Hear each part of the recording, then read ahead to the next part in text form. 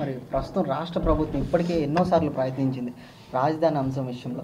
Vizag తరలిస్తాం CM camp కార్యాలయాలు అంటూ దాదాపు మరో పక్క నుంచి హైకోర్టులో ఎంతోమంది లాయర్లు కానీ లేకపోతే రాజధానికి సంబంధించిన రైతులు కూడా హైకోర్టులో పిటిషన్లు వేస్తూ వచ్చారు రాజధాని విషయంలో ఈ ప్రభుత్వం తీసుకున్న నిర్ణయాన్ని వ్యతిరేకిస్తూ. అయినా సరే వైజాగే తరలిస్తున్నాం క్యాంప్ కార్యాలయాలని ముఖ్యమంత్రి గారు చెప్పడం, ఈరోజు హైకోర్టు స్పష్టమైన తీర్పు ఇవ్వడం చూస్తున్నాము. దాదాపు ఈరోజు ఏం చెప్తారు, ఇన్ని రోజుల నుంచి ప్రయత్నించిన తర్వాత రిషికొండ మీద అంత ఖర్చు పెట్టి ఒక ప్యాలెస్ కట్టడం కానీ దీని గురించి ఏం చెప్తారు అసలు? జగన్మోహన్ రెడ్డి గారు 2019 డిసెంబర్ 15న 3 రాజధానులు అని చెప్పి ఒక తుగ్లక్ నిర్ణయాన్ని ప్రకటించారు. 2019 డిసెంబర్ 17 నుంచి కూడా అమరావతి రైతులు ఆంధ్రప్రదేశ్ భవిష్యత్ కోసం అమరావతి ఉద్యమం చేపట్టారు. ఈయన అధికారంలో ఉండి ఒక సీఎం అయి ఉండి న్యాయ వ్యవస్థ అంటే వ్యవస్థల్ని మేనేజ్ చేస్తూ కూడా ఇప్పటికి 4 డిసెంబర్ 15 అంటే డిసెంబర్ 17 అనేవి ఇప్పుడు ఈ 4 సంవత్సరాల నుంచి వస్తున్నాయి వెళ్తున్నాయి. అలానే రైతులు ప్రభుత్వానికి వ్యతిరేకంగా మేము న్యాయ పోరాటం చేస్తూనే ఉన్నాము. ఇవాళ ఆంధ్రప్రదేశ్లో న్యాయస్థానం అనేది లేకపోతే ఆంధ్రప్రదేశ్ని అంగిట్లో అమ్మేసినట్టు చేసేవాడు జగన్మోహన్ రెడ్డి. ఏం చెప్పాడండి, మేము 3 రాజధానుల నినాదానికి వ్యతిరేకం, ఇదే రాజధాని, నేను ఇక్కడే ఇల్లు కట్టుకున్నానని చెప్పి ఓట్లు వేయించుకుని అధికారంలోకి వచ్చి ఇవాళ 3 రాజధానులు, అలానే పరిపాలనా రాజధాని వైజాగ్, న్యాయ రాజధాని కర్నూలు అని చెప్పాడు.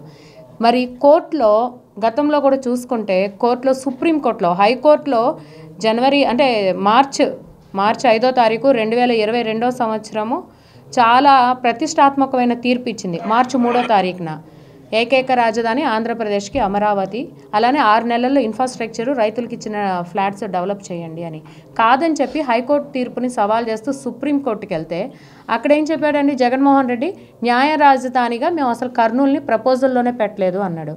అంటే న్యాయ రాజధాని కోసం అక్కడ లాయర్లు మేధావులు చాలామంది మాట్లాడారు, ఒక జేఏసీ ఫామ్ చేసి మరి వాళ్ళు ఉద్యమాలు చేశారు. అంటే వాళ్ళందరినీ పిచ్చోళ్ళని చేశాడు జగన్మోహన్ రెడ్డి.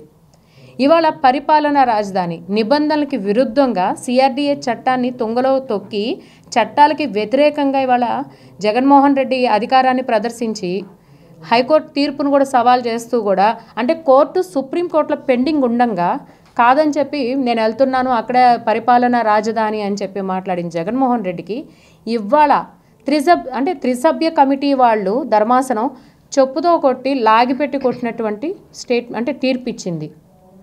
పరిపాలనా రాజధాని అనేది కుదరదు అని చెప్పి ఇప్పుడు ఏం చెప్తున్నాడు, లేదు భవనాలు అక్కడ ఉన్నాయి, మేము టూరిజం కింద డెవలప్ చేస్తున్నాము అని చెప్పి మాట మార్చేశాడు జగన్మోహన్ రెడ్డి.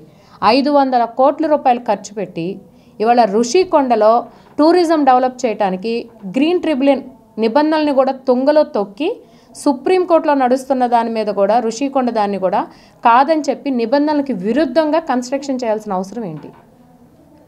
మరి 500 కోట్లు వృధాగా ప్రజాధనం వేస్ట్ చేయటమే కదండి. జగన్మోహన్ రెడ్డికి ఇవాళ న్యాయస్థానం డిసెంబర్ 21వ తారీఖు జగన్మోహన్ రెడ్డి పుట్టినరోజు కదా, కాబట్టి తన జన్మదిన సందర్భంగా హైకోర్టు మరోసారి చెప్పుతో కొట్టినట్టు కానుకిచ్చింది. అదేమంటే నేను డిసెంబర్లో వెళ్తాను, జనవరిలో వెళ్తాను, లేదు ఉగాదికి వెళ్తాను, లేదు దసరాకి వెళ్తున్నాను అని చెప్పి ఇప్పటికి 4 సంవత్సరాల నుంచి ఎన్ని ఉగాదులు వచ్చాయి, ఎన్ని దసరాలు వచ్చినాయి, ఎన్ని సంక్రాంతులు వచ్చినాయి. రైతులు చేస్తుంది ధర్మ పోరాటం, న్యాయ పోరాటం. ఖచ్చితంగా ధర్మం న్యాయమే అంతిమంగా గెలుస్తుంది. అమరావతి ఆంధ్రప్రదేశ్కి ఏకైక రాజధానిగా చరిత్రలో చిరస్థాయిగా నిలిచిపోయింది. మేడం, మరి నిన్న యువగలం ముగింపు సభ దాదాపు నవశకం అంటూ కూడా పిలుపునిచ్చారు. అవునండి. అయితే ముఖ్యంగా 3 నాయకులు అక్కడ లోకేష్ గారిని, పవన్ కళ్యాణ్ గారిని, చంద్రబాబు నాయుడు ప్రజలకి మేము పిలుపునిస్తున్నాం అంటున్నాం, ఎంతో స్పీచ్ ఇవ్వడం చూసాం. అంటే ఎంత నమ్మకం కలిగించారంటారు అసలు ఆ సభ ద్వారా ప్రజలకు ఎటువంటి నమ్మకం కలిగించారు? అంటే లోకేష్ గారు యువగళం పాదయాత్రగా మొదలుపెట్టి ప్రజాగళమై ప్రజల్లోకి వెళ్ళింది. లోకేష్ గారు వెళ్ళిన ప్రతి నియోజకవర్గంలో, ఆయన పాదయాత్ర చేసిన ప్రతి నియోజకవర్గంలో ఆయన చాలా ఓపెన్ ఛాలెంజ్ ఇస్తున్నారు.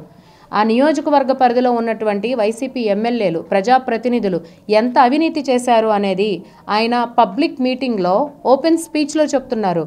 ఆయన సెల్ఫీ ఛాలెంజ్లు ఇచ్చారు, డిబేట్స్కి రెడీ అని చెప్తున్నారు. మరి ఎక్కడైనా ఏ ఒక్క నియోజకవర్గంలో అయినా ఎందుకు వాళ్ళ వైసీపీ ప్రజాప్రతినిధులు డిబేట్లోకి ఎదుర్కోలేకపోతున్నారు?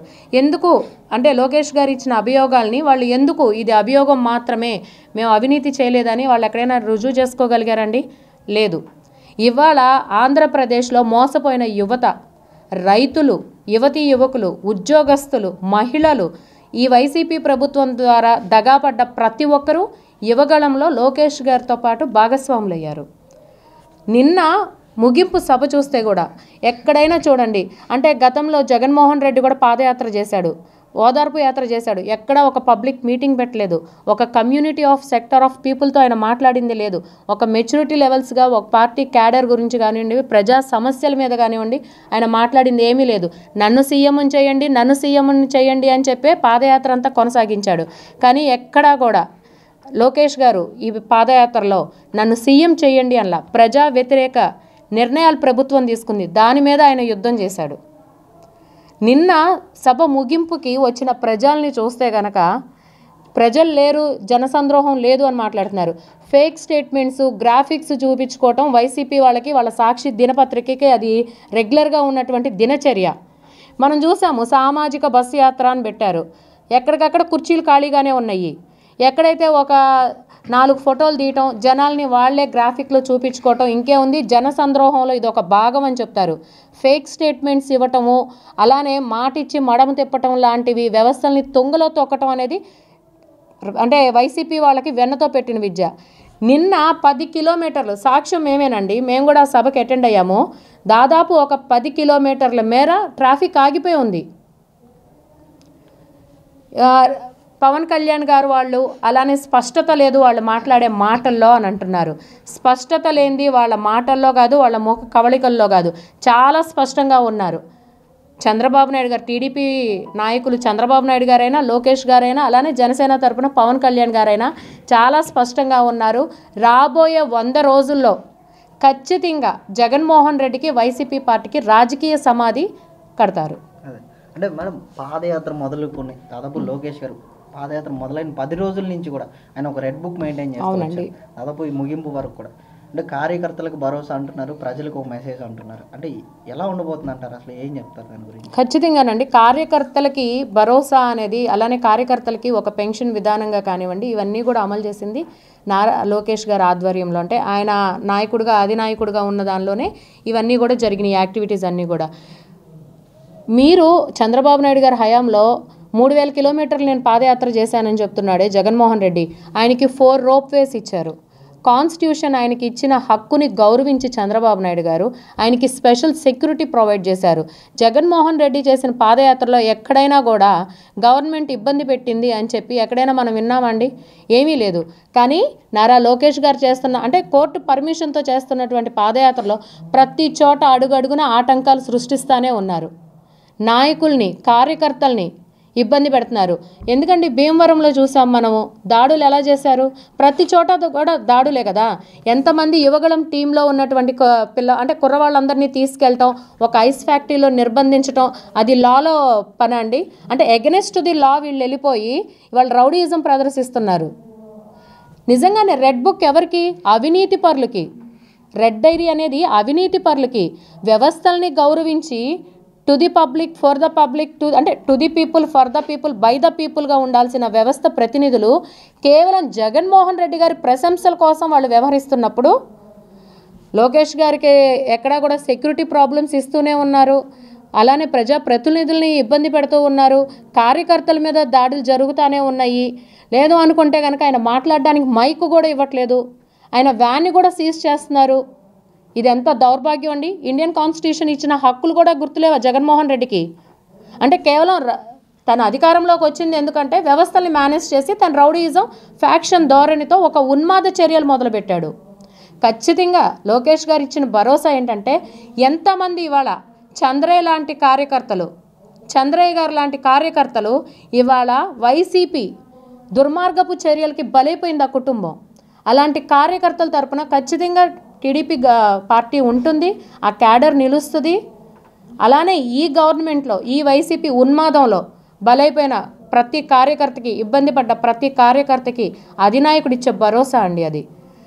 మొన్న రీసెంట్గా పేపర్లో చూసాము, ఎమ్మెల్యేలకు కూడా దిక్కులేదు ఈ 4 సంవత్సరాల నుంచి అపాయింట్మెంట్లో అని చెప్పి. నీలాగా కాదు, ప్రజల కోసం ఒక చరిత్రాత్మకమైన పార్టీ తెలుగుదేశం పార్టీ.